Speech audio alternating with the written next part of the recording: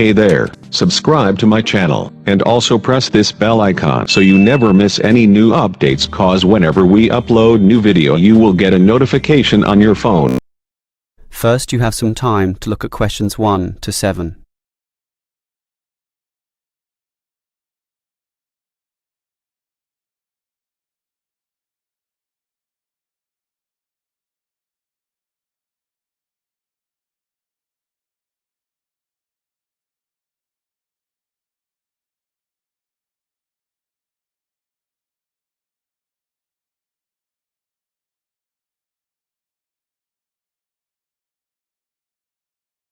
Now we shall begin. You should answer the questions as you listen, because you will not hear the recording a second time. Listen carefully and answer questions 1 to 7. Hello, can I speak to... the advert doesn't give a name.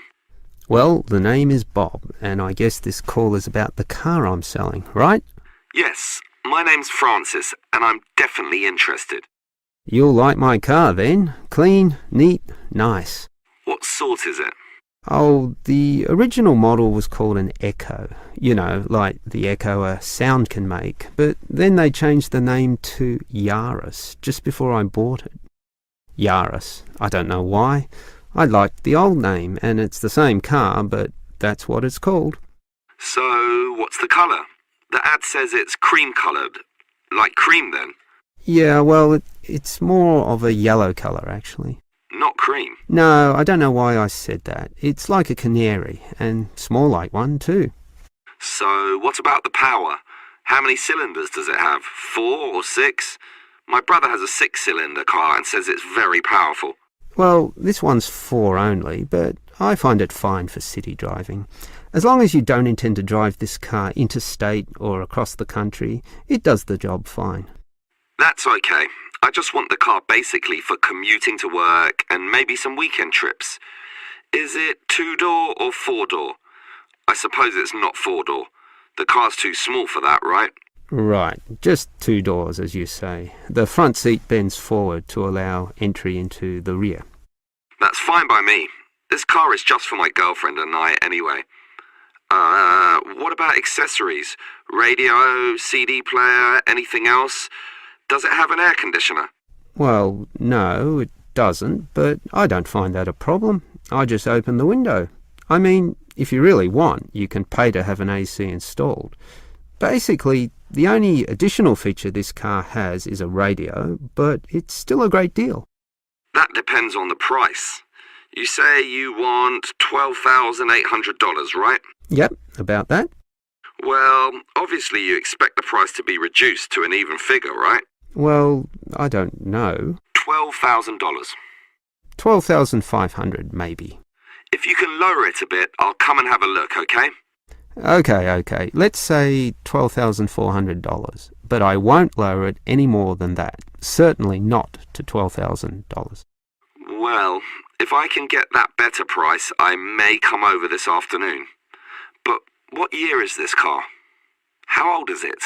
My brother's got a 12-year-old car and it's showing problems. Well, my car was brand new only 3 years ago, but it still looks like it's only been 1 year on the road. Okay, that sounds good. Before you hear the rest of the conversation, you have some time to look at questions 8 to 10.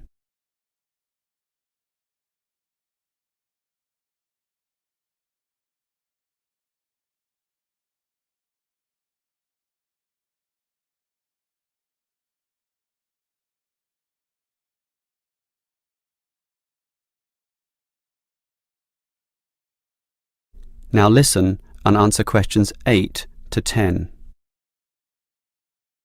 Can I just ask a few more general questions about this car you're selling? Sure. Can you just tell me why you think it's such a good deal? Of course, I won't necessarily believe you, but just tell me what you think.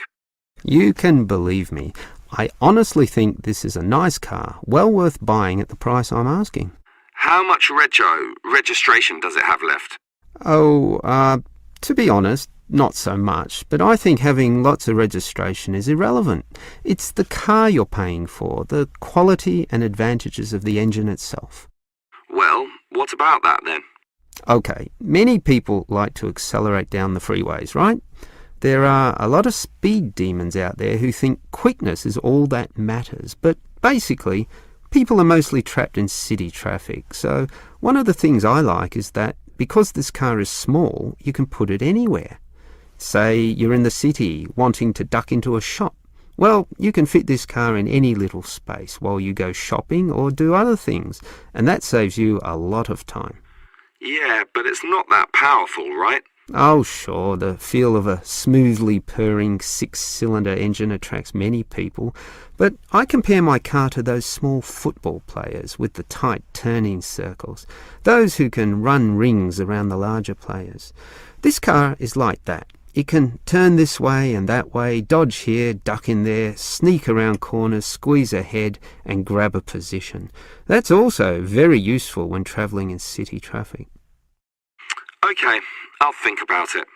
Sure, think about it, but all these advantages are sound and appeal to other buyers as well. No one holds the same car forever, so you can say exactly the same things that I just said when you want to sell the car. That will make it very easy for you to pass this car on to the next buyer. Yeah, maybe you're right. That is the end of part 1. You now have half a minute to check your answers.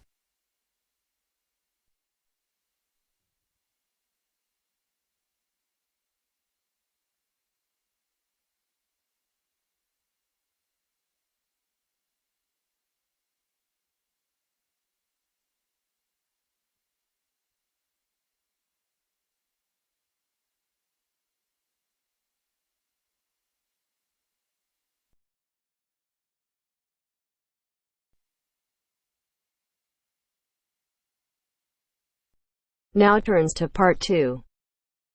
Part 2. You will hear a speech given by the head of a company to some new employees. You have 30 seconds to look at questions 11 to 16.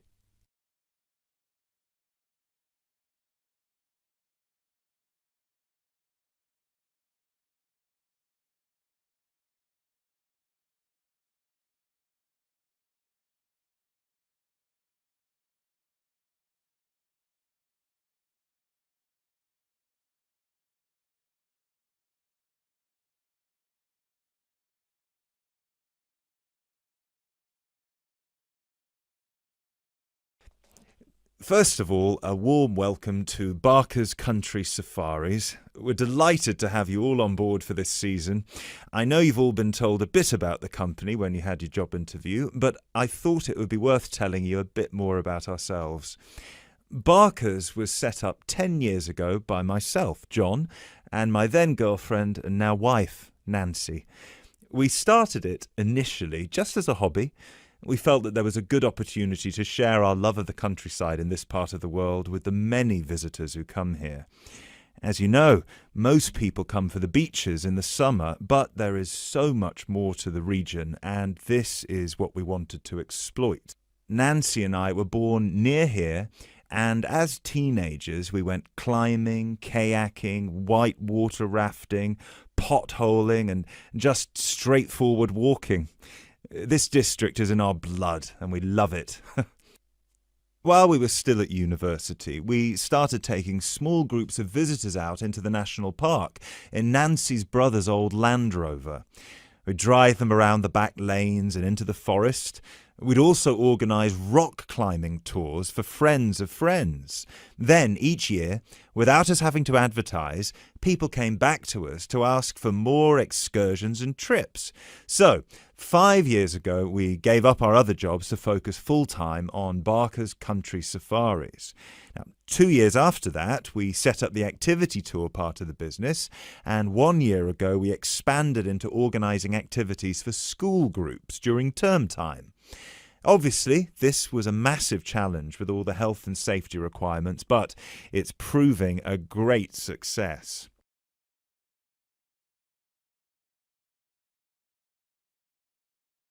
You now have 30 seconds to look at questions 17 to 20.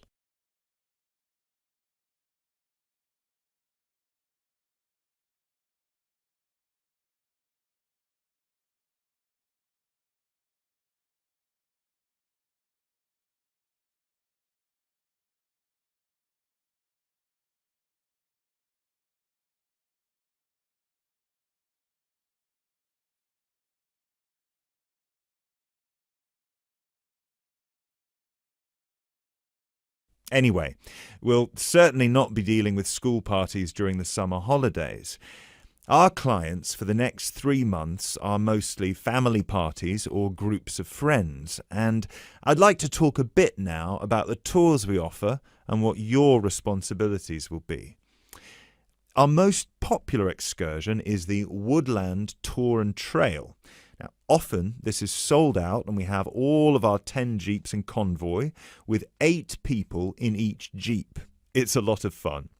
These tours really offer a taster of what we can provide. So as both driver and guide, it is important that you do a good job here so they come back for the bigger tours. I will talk about the commission package later. As the summer days are so long, we have 3 tours each day, but you will not be expected to work on more than 2 of them. Morning tours start at 8 a.m. and go to midday. Afternoon tours are from 2 p.m. to 6 p.m.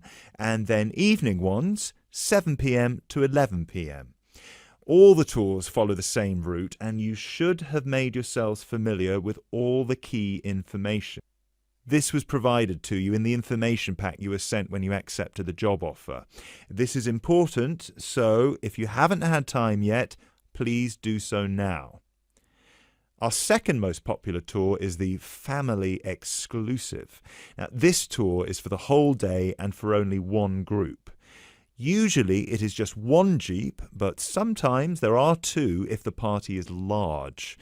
These tours go from 10 a.m. till 5 p.m. and include lunch at the Brown Bear in Lower Middleton. We have a number of different routes for these tours as we don't want our premium clients being made to feel that they are part of a large package deal. You will be told which route to take with your weekly schedule. Now, I'd like to move on to these specialty tour packages. These are the ones that we're keen to book people on once they've done the Woodland Tour and Trail trip.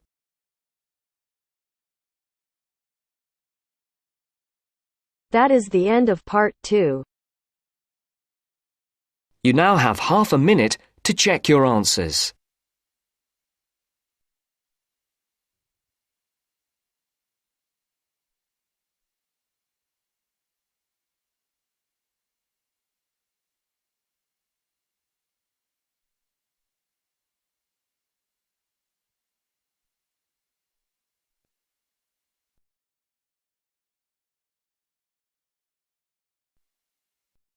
Now turns to part 3. Part 3. You will hear a conversation about tea between an expert and a reporter. You have 30 seconds to look at questions 21 to 24.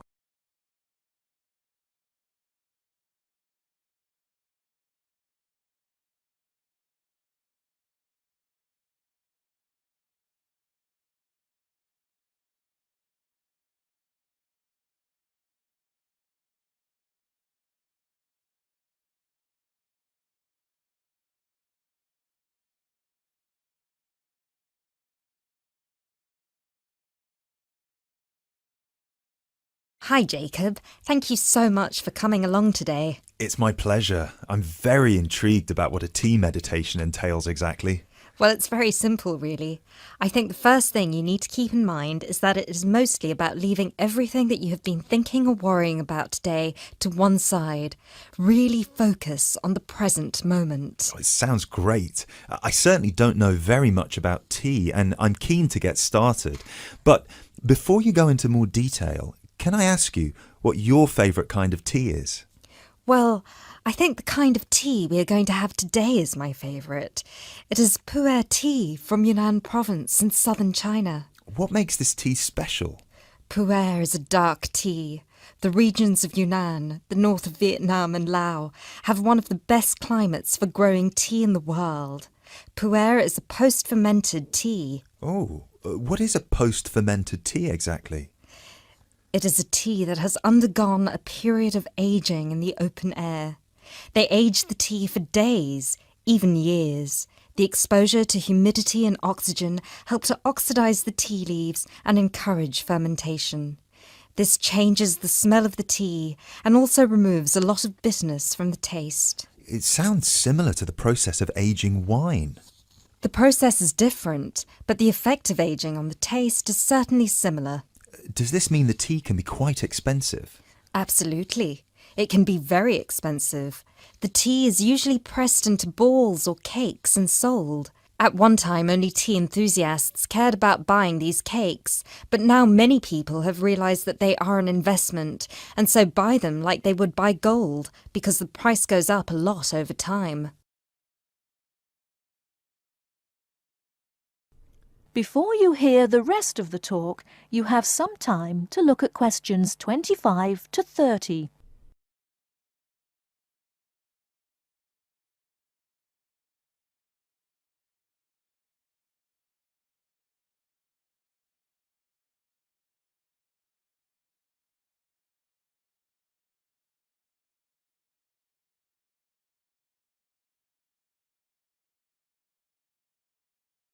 Now listen and answer questions 25 to 30. So now I want you to focus on clearing your mind of anything other than this present moment. Let go of any concerns. Okay, one slight problem. I will need to record our conversation, and I will need to take notes for the article. I plan to write about this for my newspaper. Is that okay? Oh yes, of course. Whatever you need. Thank you. I'll try to keep my notes to a minimum. Good. So, where was I?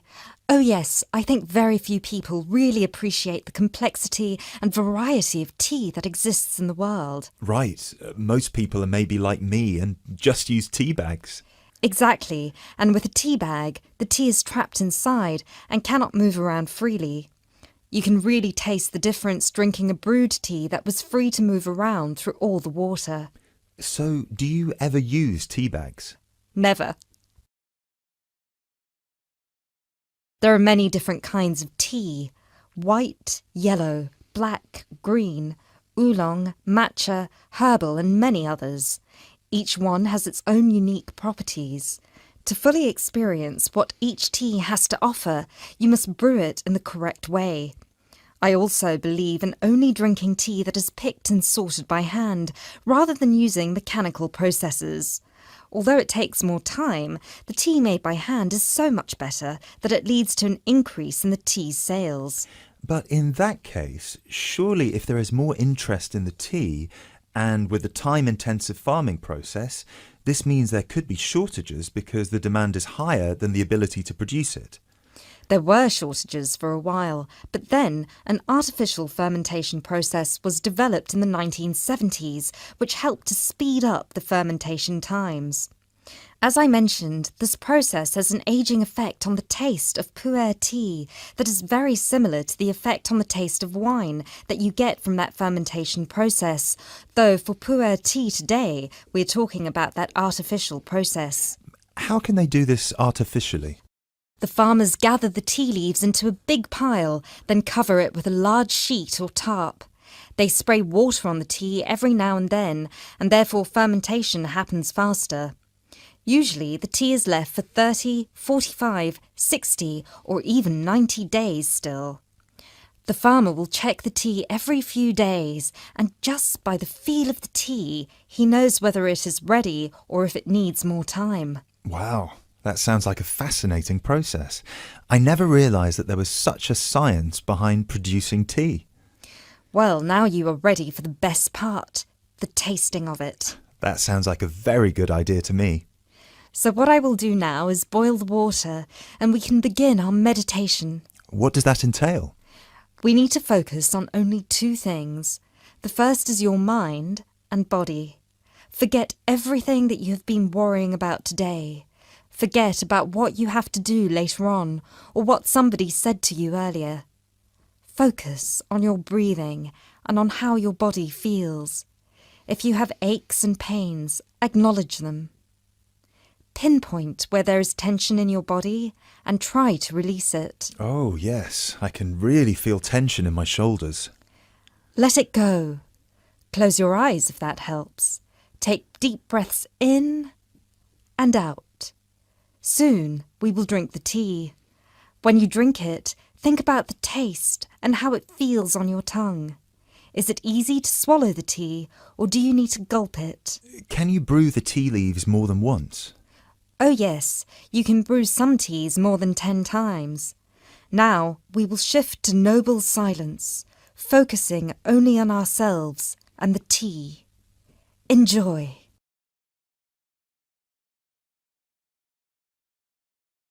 That is the end of part 3. You now have half a minute to check your answers.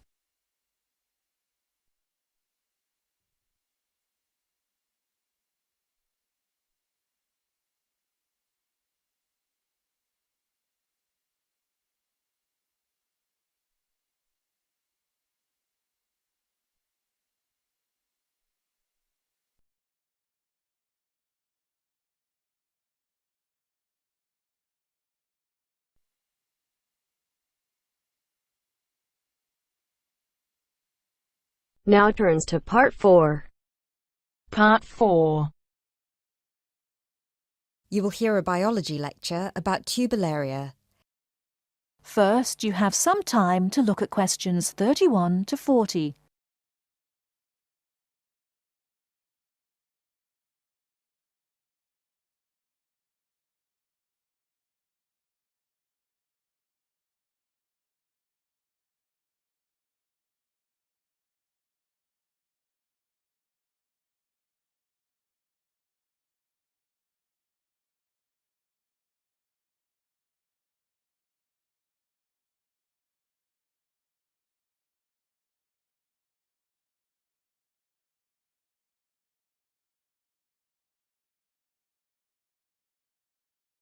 Now, listen carefully and answer questions 31 to 40.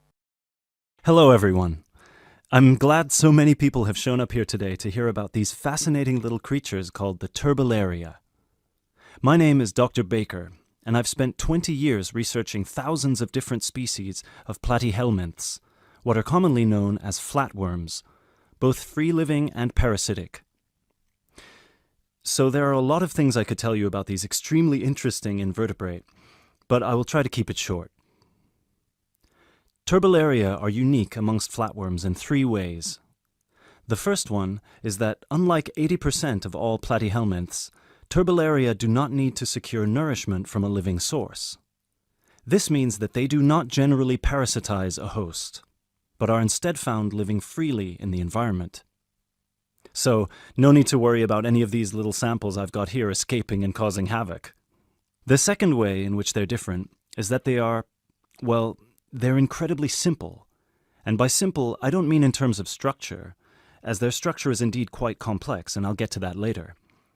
By simple, I mean that they're not the brightest bulbs in the box. Flatworms in general are not known for their cognitive abilities, especially when compared with other invertebrates such as cuttlefish or octopuses or even insects. But amongst flatworms, turbellaria are by far the most primitive of the bunch. Finally, and this is a direct result of the first thing I mentioned, turbellaria tend to have a much more complicated sensory system in their head region. This includes a set of eyes with receptors that can detect light, as well as chemical sensory organs that assist turbellaria in locating food. Obviously, as other flatworms receive nutrition directly from their host, they have no need for this. Despite these 3 differences, however, turbellaria are quite similar to other flatworms in all sorts of other ways. First of all, as their name suggests, they're incredibly flat, which allows them to hide under stones. They're symmetrical on both sides, and they don't have a body cavity. They also don't have any specialized respiratory, skeletal, and circulatory systems. What they do have, however, and this is what I meant when I referenced their structure before, is 3 layers known as the endoderm, the mesoderm, and the ectoderm, as well as a head region where their brain and sense organs are located, and a spongy connective tissue that fills all the space between their organs. Finally, like most species of flatworms, they're hermaphrodites. This means that a single flatworm has a set of each gender. But don't take this to mean they reproduce alone. Their preferred method of reproduction is called cross-fertilization, which means that each flatworm fertilizes the other. I mentioned before that most flatworms need a host, but Turbellaria feed from the environment. So what do they feed on? Most Turbellaria can be found either in fresh or salt water, and they feed on small insects, microscopic matter, and crustaceans. They will pretty much eat anything they find. They have no preference on whether their food is living or dead. Also, and this is the most remarkable part about their eating habits, if they ever find themselves in a situation where food is scarce, they might also feed on themselves. That's right, they'll start eating their own body, starting with the least essential muscles and organs and working their way up. They will shrink in size until they're able to find food again, at which point they'll begin to regenerate everything they've lost. One final thing about food, and apologies in advance if I disgust you, Turbellaria don't possess an anus, which means that their mouth, which is a muscular opening on the underside of their body, has to serve as one. Before I finish this presentation, one more thing you've probably heard before but weren't sure if it was a myth or not. I mentioned already that Turbellaria can reproduce on their own, but there's a second method they can use, which is known as fission. Now, as a child, you were probably told that if you cut a worm in half, it will grow into 2 new worms. That's not entirely true, but flatworms are not worms exactly, and they do have the ability to regenerate by splitting into 2, perhaps even more smaller parts, at which point each part regrows the missing organs and becomes a brand new Turbellarian. Now this is extremely important for us, and this is how I'd like to close this presentation. Because their ability to regenerate endlessly makes them virtually immortal, and it might open pathways to regeneration in human cells or slowing the human aging process, which is why scientists like myself have been studying these unique creatures, hoping to get some answers. Thank you for listening, and please come along to see me and my samples if you have any further questions.